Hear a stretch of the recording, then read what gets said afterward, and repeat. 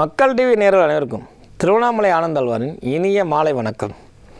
ஆன்மீகம் அறிவியல் சார்ந்த விஷயங்களில் எவ்வளோ தர்மவானாக இருந்தாலும் எவ்வளோ நேர்மையாக இருந்தாலும் இந்த ஒரு பழமொழி சொல்லுவாங்க, ஓடுற மாட்டுக்கு தான் அடி உழுகும் அப்படின்னு சொல்லி. வாழ்க்கையில் எவ்வளோ நான் செழிப்பமாக இருந்தாலும் கூட எனக்கு ஒரு அடி உழுகுது சார், ஆனால் அதையும் மீறி நான் இலக்கை நோக்கி போகணும் சார் அப்படின்னு சொல்கிறோம். இது தனி மனிதனுக்கு ஏற்பட்டக்கூடிய நிகழ்வுன்னு நினச்சிக்கிட்டு இருக்கிறோம். தஞ்சை பெரிய கோயில் இருக்கு இல்லையா, அந்த பெரிய கோயிலை கட்டுறதுக்கு ராஜராஜ சோழன் மன்னன் இருக்கார். ராஜ மார்த்தாண்டன்னு சொல்லுவாங்க இல்லையா. அந்த ராஜ மார்த்தாண்டன் அந்த கோயிலை கட்டுவதற்காக பிரயாசப்படுறான். கோயிலினுடைய வேலைகள் நடந்து கொண்டு இருக்கிறது. நான் கதை சொல்லவில்லை, நிகழ்வை உங்களுக்கு உணர்த்துவதற்காக சொல்கிறேன். அப்படி இருக்கும் பொழுது பலவிதமான தடங்கள் தாமதங்கள் ஏற்படுகிறது. இப்போது ஒரு வீட்டை கட்டிப்பார், ஒரு கல்யாணம் பண்ணிப்பாருன்னு சொல்லுவாங்க. அந்த மாதிரி தடங்கள் தாமதங்கள் ஏற்படுகிறது. அப்போது என்ன செய்யலாம்? ஆதியும் அந்தமாகக்கூடிய அந்த சிவபெருமானுக்காக தானே நான் அந்த திரு ஆலயத்தை எழுப்பி கொண்டு இருக்கிறேன். எல்லா அனுஷ்டானங்களும் பூஜைகளும் நான் கரெக்டாக செஞ்சுக்கிட்டு இருக்கிறேன். ஆனாலும் கூட சில தடங்கள் தாமதங்கள் ஏற்படுது.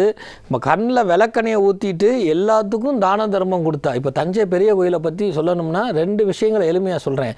அங்கே இருக்கக்கூடிய விநாயகருக்கு டெய்லி 108 வாழைப்பழம் படைக்கக்கூடிய நிகழ்வு இன்றும் இருக்குது. அது கல்வெட்டில் எழுதியிருக்கிறாங்க.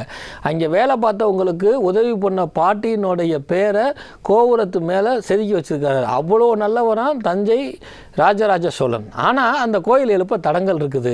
அதற்கும் ஒரு தெய்வம், அதற்கும் ஒரு ஆலயம் இருக்குது. எதையும் இறை வழிபாட்டால் வெல்ல முடியலாம், அந்த அம்பாளுடைய துணையினால் எதையும் வெல்லலாங்கிறக்காக தான் வராகி அப்படின்னு பேர்.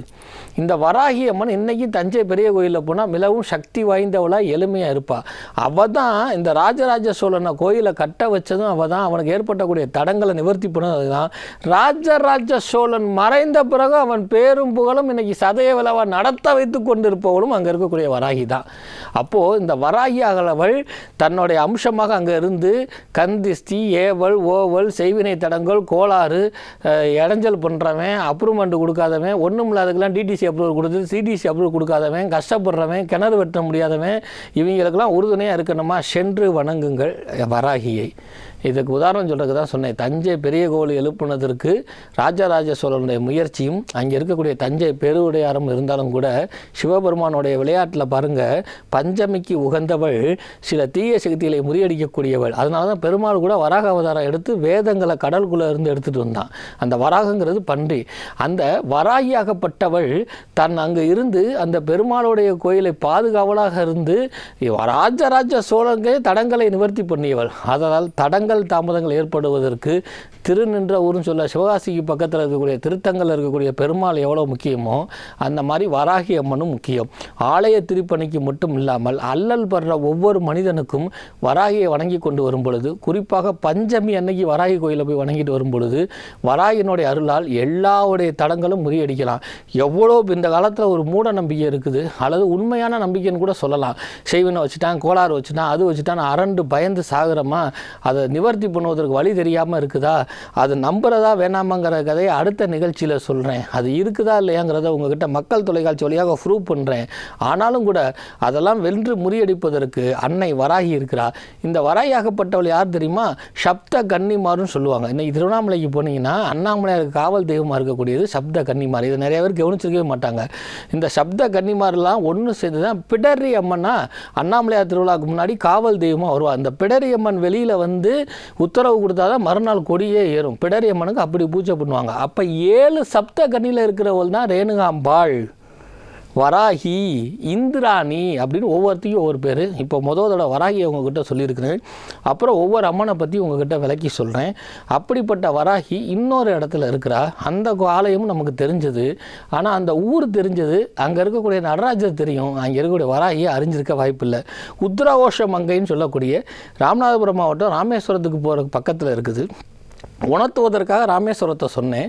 அந்த உத்ராகோஷ மங்கையில் நம்ம மரகத நடராஜரை தானே நம்ம சேவிச்சிருப்போம் அப்படின்னு எல்லோரும் நினைக்கலாம். அந்த ஒரு காலத்தில் உத்ராகோஷ மங்கையில் இருக்கக்கூடிய சுடுகாடு இருந்தது. அந்த சுடுகாட்டில் குடிகொண்டு இருந்தவள் தான் வராகி. இன்றைக்கி நான் சொன்னால் நம்ப மாட்டாங்க. இன்றைக்கி பெரிய ஊராக போய் அது பெரிய கோயிலாக இருக்குது வராகி கோயில்.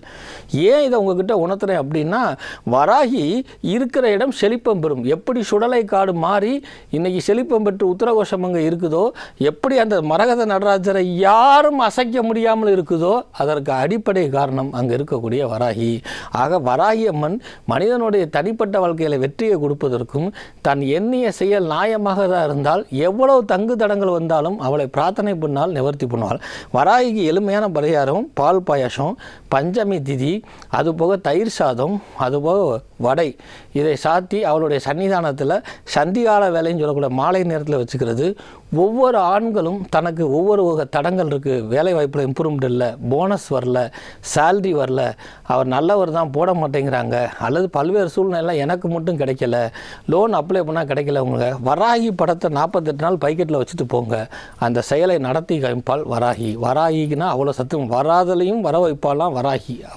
ஒவ்வொரு பேருக்கும் தமிழில் ஒரு அர்த்தம் இருக்குது. வராததையும் வர வைத்து கொடுப்பாலாம் வராகி. அவ்வளோ சக்தி வாய்ந்தவள் வராகி. இந்த வராகியை பற்றி நிறையா சொல்ல இருந்தாலும் தஞ்சை பெரிய கோயிலில் இருக்கக்கூடிய வராகிக்கு அவ்வளோ சக்தி. நான் ராஜராஜ சோழனை வணங்குகிறேன், போற்றுகிறேன். சில பேர் இப்போ தான் ஒரு விஷயத்தை சொன்னோம்னா அதுக்கு எதிர்ப்பும் போர்க்கொடியும் தூக்கிறது. என்னுடைய குறைபாடுகள் அல்ல. ஒரு மனிதனுடைய வெற்றிக்கு ஒரு பெண் இருப்பாள். அந்த ராஜராஜ சோழனுடைய வெற்றிக்கு பெண்ணாக இருக்கக்கூடியவள் பல பேர் இருந்தாலும் என் அன்னை வராகியும் உண்டு.